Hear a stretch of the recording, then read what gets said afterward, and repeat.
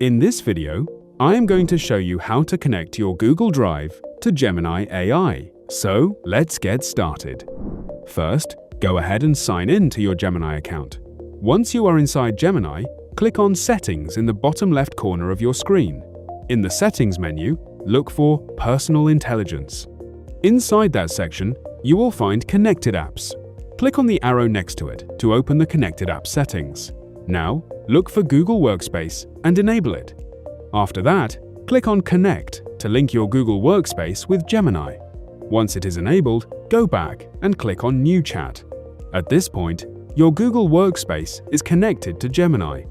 To access your Google Drive, type the @ symbol in the chat, then select Google Drive from the list. After that, you can ask Gemini to find something from your drive. For example, you can ask it to get the link for a folder or file from your Google Drive. When you press Enter, Gemini will search your connected drive and show you the relevant file or folder. In my case, it found a spreadsheet inside my Google Drive and gave me the link to it. That is how you can connect your Google Drive to Gemini AI and use it inside your chats. That is all for this video. Thanks for watching.